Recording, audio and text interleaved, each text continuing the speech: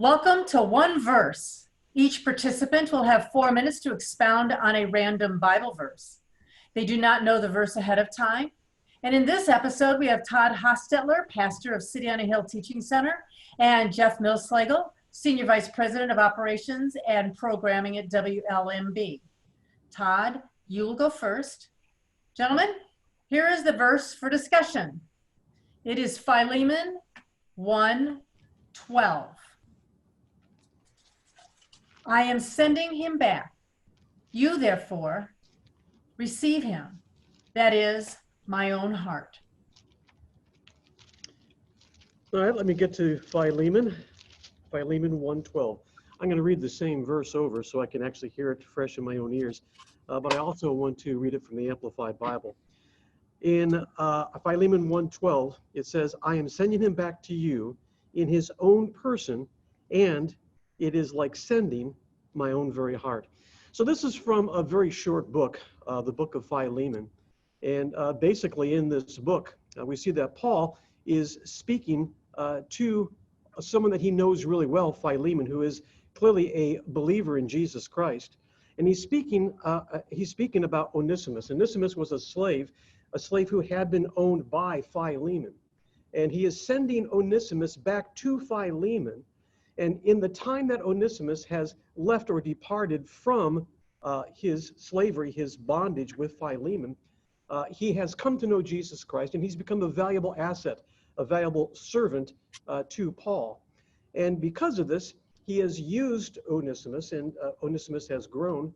And in that growth, he now knows Onesimus needs to do the right thing. What he had done in ancient times, if you were a slave, they viewed slavery different than we do today. If you were a slave, it was wrong, and it was obviously against the law to escape and to try to have your own freedom. So Paul wants Onesimus to do the right thing, to go back to Philemon and to submit himself to Philemon. But he's also given an opportunity to Philemon to do the right thing. And so in this letter, Paul is talking about to Philemon about the value of Onesimus, and also teaching him and setting him up for the possibility and the prospect of his own personal growth, to look at this who was once a former slave and to see no longer a slave, somebody that he had power and authority over, but one who is an equal in Christ, one who is a peer, a brother in the Lord, and then to give him his own freedom and treat him as a brother in the Lord. And Paul made sure that Philemon understood there was value that Paul, had in this former slave.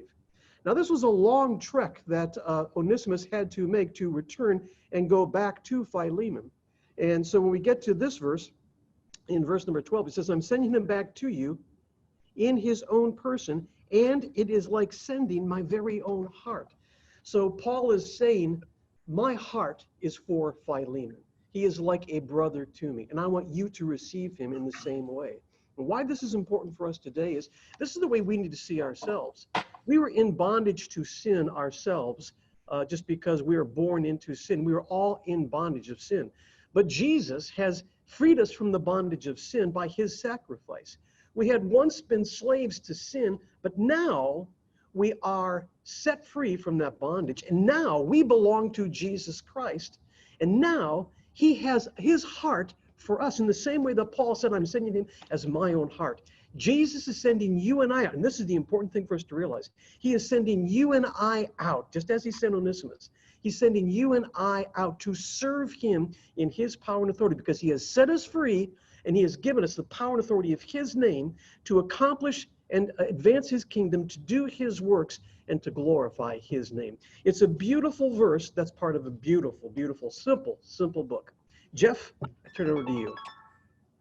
That was very, very good, Todd, and I would agree with everything you mentioned there. The interesting thing here is the clash of a culture and Christianity. So you have the culture saying one thing, that Onesimus, Philemon would have had complete rights to just, well, really to imprison Onesimus. I mean, he could have done some horrible things with him. He had complete rights to do that. And yet, that's what the culture said. And no one would have thought anything bad of Philemon had he done that.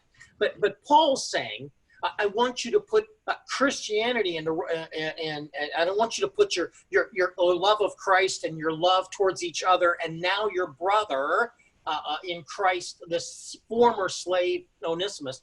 I want you to treat him differently. So even the culture is saying one thing.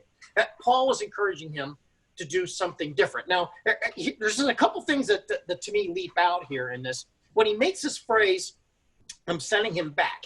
It really does. It's very specific. It's very literal. I'm sending him back in person. So it's not like Paul was sending a special letter ahead of Onesimus that was going to arrive, before Onesimus got there. I mean, this was Onesimus actually was going to be carrying this letter from Paul and going back to his former master and presenting this to him. I mean, that's just kind of mind-boggling to me. And Todd, you're right about the distance between where this was. This was probably in Colossae and where Paul was writing this from, probably in Rome. I mean, it's a long way. And so Onesimus has run away a long way, ends up with Paul. He's converted. And now Paul is telling him, you got to do the right thing and go back. That is a fascinating thing to me, just from the standpoint of Onesimus having to trust that he was going to be doing the right thing here. Paul is encouraging him to do the right thing and go back. So Paul is entrusting Onesimus, who is trusting, in fact, Paul, that his words are going to be true, that he's going to be honored with this, that this guy Philemon, whom he knew as his master previously, was going to go ahead and then trust the writings of Paul to allow him, Onesimus, to live in freedom. And it's a fascinating piece how all this works together with these three gentlemen, and with Paul, Onesimus, and Philemon, and the interaction here between them all. Philemon had to respect Paul and his word, and now Paul, and Philemon also has to respect Onesimus because of the words of Paul. And he says, I'm sending him back with my own heart. This is a real deep affection that Paul and Philemon, a tremendous respect that they had for each other. Well, they each could trust each other to do the right thing. And here's Philemon caught in the middle, and he's going to have to just follow through and do the right thing here in this case. So yeah, this is a great book here, and it's one of those books in the New Testament that we just don't spend enough time really picking apart and studying. So anyhow, that's my thoughts on this particular verse here of the book of Philemon. Todd, you got something you want to wrap it up with? Yeah, just one final thought. I forget who it is off the top of my head, but Paul actually sent back one of his underlings, or one of his disciples that we read of here in this word. It's a familiar name. I forget which one. It might be Mark, but he sends one of them back with Onesimus. So in this long journey back, Onesimus is not by himself. They have all these days together, right, where another one of Paul's apostles, or one of his disciples, one who is under him, can be with him, can encourage him, can prepare him and strengthen him. So he's not going all these days by himself wondering and in fear. He is being built up every day until that day when they get there and are with Philemon, and Philemon can make the right choice. Hey, yes, thanks for joining us. We look forward to sharing another one verse with you.